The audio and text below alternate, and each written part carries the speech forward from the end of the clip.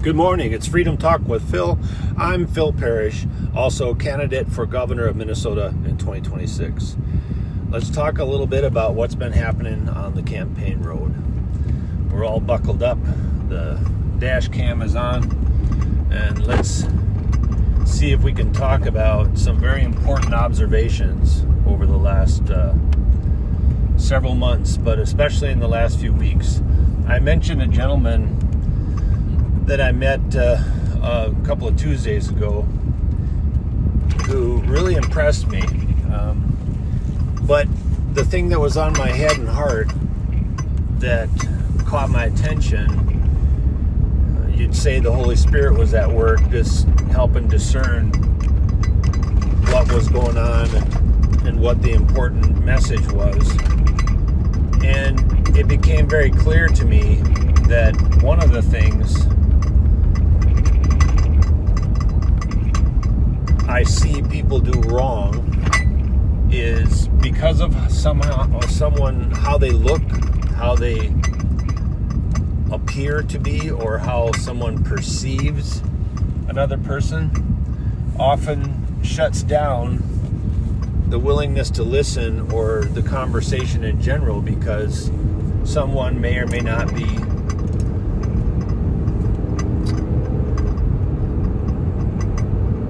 bothered by a person's appearance or alleged class or position in society. And that part of our human condition is something that we all should really confront and take on, because when we dismiss people because of a preconceived idea of who they are based on how they appear, you often make very serious mistakes and misjudgments, because you don't really know that person and you don't really know what they're all about or what they have to contribute. What I find very interesting and exciting or hopeful is if you confront that behavior of just forming a judgment immediately and listen to people, you'll discover that people are often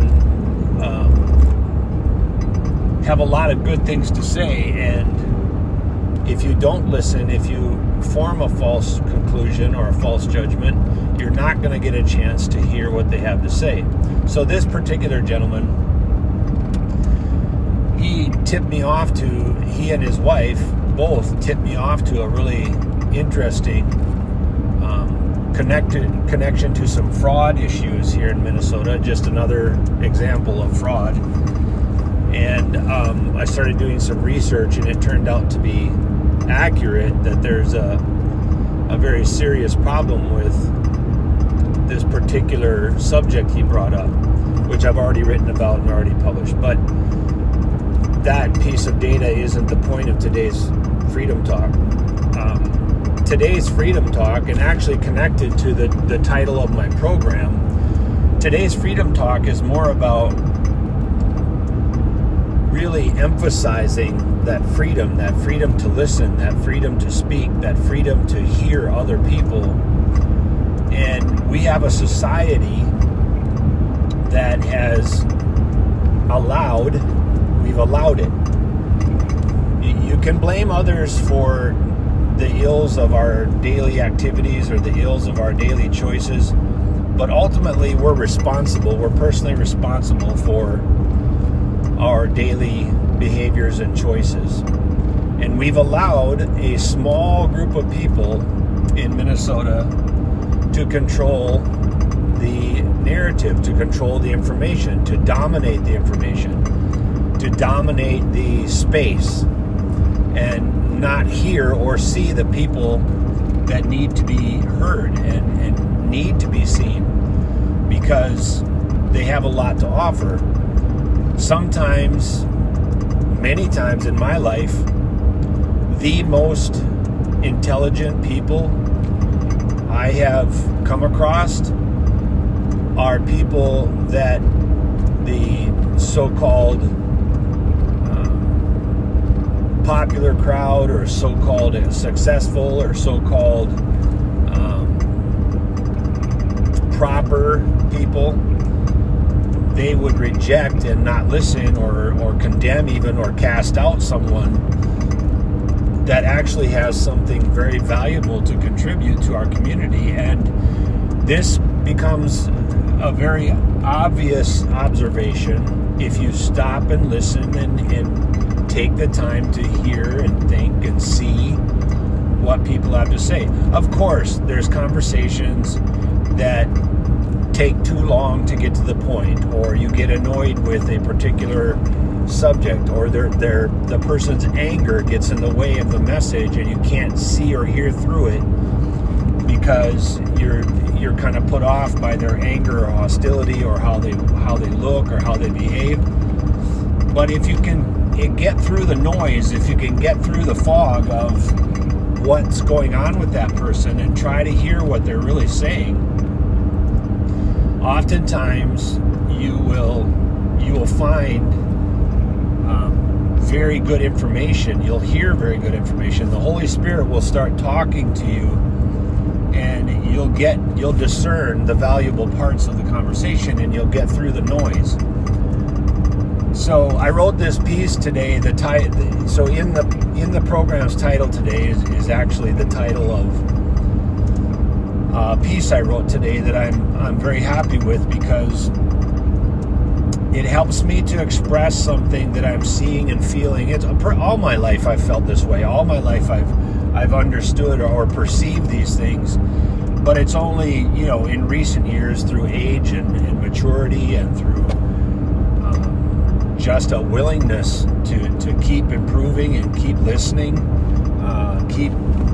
to myself, keep monitoring my own behaviors. It's in these last few years that I've gotten more and more tuned into, that goal I've had all along to really champion the human condition and what is this about and who are we? What are we doing here? What's the meaning of life type of deep stuff? But the more simplistic portion of this is simply listening. People don't listen enough. And I see people within our communities making very poor judgments about other people and shutting off conversations and shutting off ways to listen and hear other people, which leads me to part of what I've been trying to articulate to a bunch of Republicans across the state of Minnesota who are really good people. The great majority of Republicans are extremely good people. They're hardworking, they're principled people, they're caring people, they're people with a purpose-driven life. Republicans across the state, there's lots of really good people.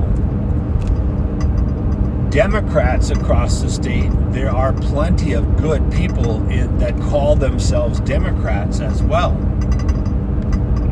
So the connection to my message today is you have Republicans who have a lot of great things to say and have a lot of great things to contribute to our communities, our way of life, our prosperity, our freedom, our liberty. And you have some Democrats that are caring and loving people and want to help people be heard and seen.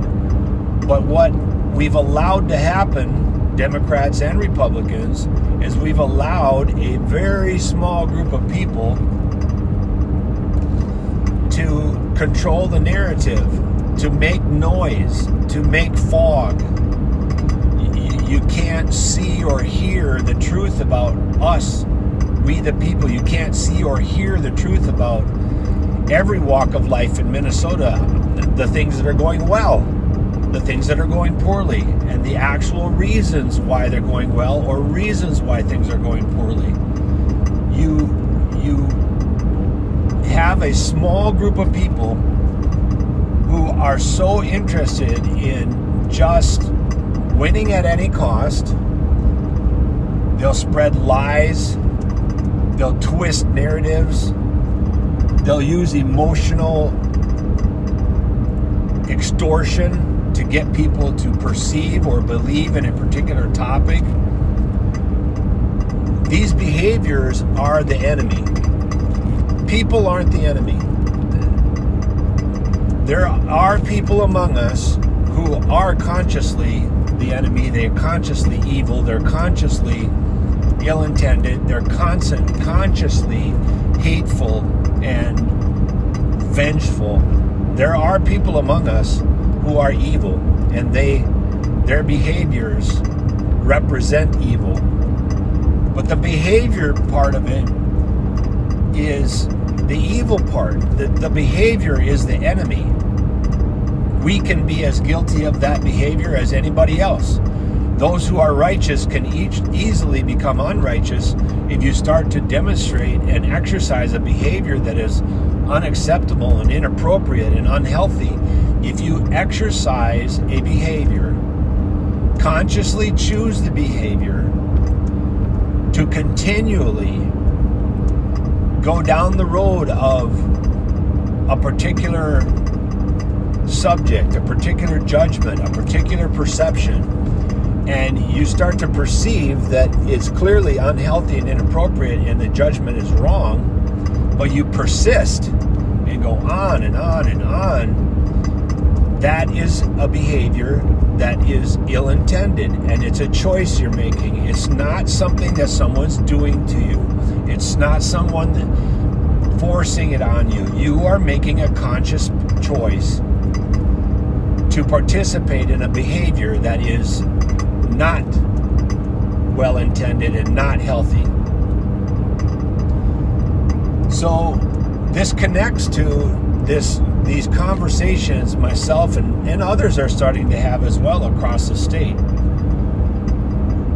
This connection to the political spectrum, the political map, the political football field that we're on, where the hash marks are, where the boundaries are. And we as a society have allowed a small group of people to be the referees, to be the persons that decide who's worthy to be on the field and who's not worthy to be on the field, and where the hash marks are, and here's the goalpost, but no, we keep moving the goalpost. The small group of people are quite frankly the same group of people in the Democrat and the Republican Party. There's a small group of people who intend to hold on to their power, their influence, their wealth at any cost.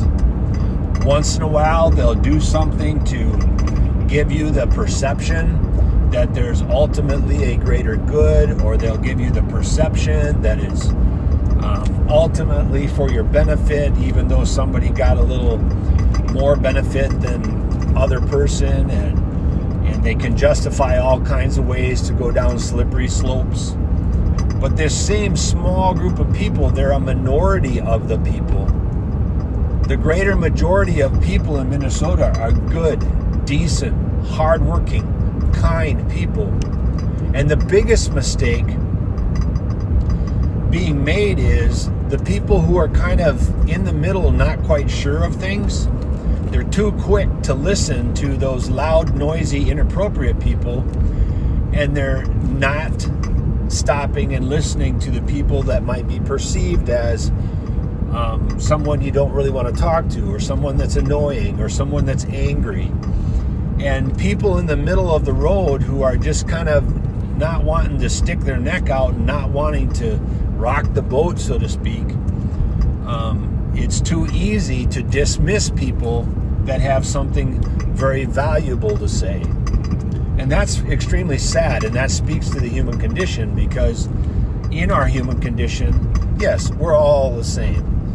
We're too easy to get annoyed, we're too easy to get angry, we're too easy to get all excited about something that turns out to be inappropriate or a deception. The human condition is part of all of us, and we're all guilty of these things. We're all guilty of inappropriate behaviors.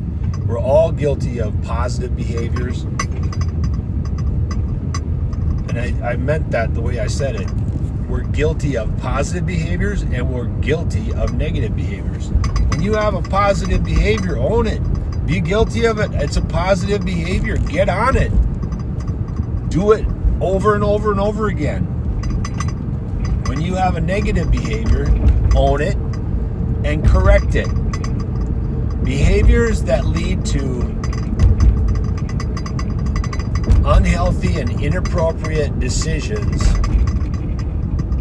these toxic behaviors of anger, hostility, judgment, inappropriate things of overindulging in one particular activity or another. These things need to be rejected and pushed aside and confronted. We, the greater majority, have allowed a very small group of people to control the dominant parts of our society and our communications, and it's just unhealthy and inappropriate. Stop listening to unhealthy and inappropriate people, which sounds contradictory to part of my statement, but it doesn't mean that you're not hearing something valuable from them. When you start to discern that somebody is unhealthy and inappropriate, you've already listened. Confront the behavior and move on to the positive behavior. Stop participating in the negative behavior. So real world examples. I gave you a real world example about something very positive that happened at one of the speaking engagements recently, where other persons might have rejected listening to this gentleman because of just the way he looked or appeared. And I don't mean that in a negative way about him. It's just a true reflection of, it's a reflection of the truth about what people do. People conclude false judgments because of someone's appearance.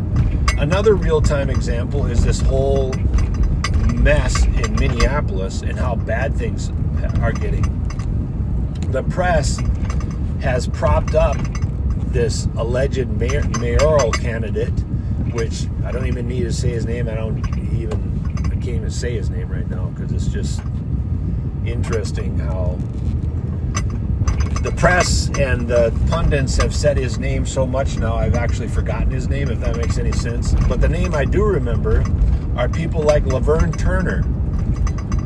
Look up Laverne Turner. And the reason I'm mentioning Laverne is because you have other mayor candidates in Minneapolis that are completely being ignored. And Laverne Turner is being ignored. Why? Because some person of alleged influence and alleged power and control has decided that Laverne is not worthy of listening to or not electable. Who decided that? Who made that decision on the ball field? Who made that decision on the team? Who's in charge of the team? And it's a real-time example right here in Minnesota regarding how some of our influential people are so inundated and structured by this culture of they're the gatekeepers of who's electable and who's not. They're the gatekeepers of what's proper and what's not proper. They're the gatekeepers of what looks nice and what doesn't look nice.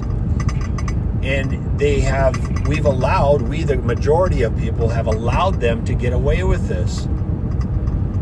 Stop listening to these people who are judging everything and everyone and are negative and nasty, and start listening to the people.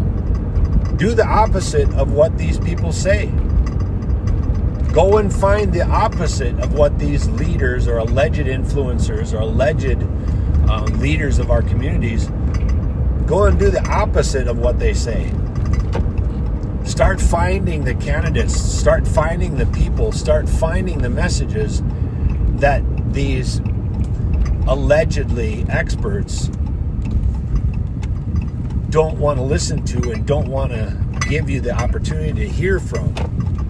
If the Minnesota press had any substance whatsoever, if the Minnesota press had any dignity and decency at all, they would stop participating in this nightmarish ridiculousness of participation in this culture of only this one group of people get to decide who is worthy and who's electable and who's worth listening to.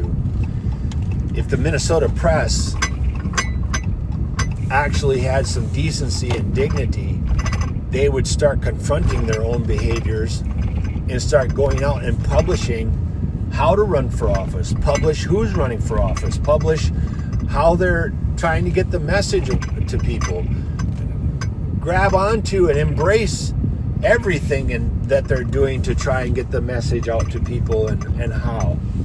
Don't shame and embarrass them because this video is good and this video is bad and these people are worthy and this is the best meme or that's the best meme or this is the best message and that's a wrong message. Stop doing that. The Minnesota press, you have a responsibility. Journalists in Minnesota, you have a responsibility. That responsibility is to get out there and get the information to people, the truth. Unbiased, unfiltered truth. Talk to people about what's really going on. Don't spend time amplifying the behaviors of ill-intended, inappropriate people. And what's going on in Minneapolis, if there's anything, any example of how inappropriate things can get, it's Minneapolis and the political landscape in Minneapolis. It's unhealthy, it's inappropriate, and the press does nothing but amplify it. But we can all learn something from this. You can get out there and you can find people like Laverne Turner, a good father, husband, community member, one that's tried to do. I've personally talked with Laverne Turner. And if you spend the time listening to Laverne, you will hear that he is a good and caring man with good ideas. His messages might get lost in our society because you're not willing to take a chance and hear out someone that the influential people of Minnesota have deemed unelectable. That same message is carried out throughout local to statewide races. We have a group of people among us, a small group of people, a very small group of people, who are, quite frankly, whether it's the spectrum of ill-intended to incompetent, doesn't really matter. Either end of that spectrum, there's a small group of people who simply get away with, and we allow them to get away with these unhealthy and inappropriate behaviors. And we're not listening to other people. We're not hearing the concerns of the communities.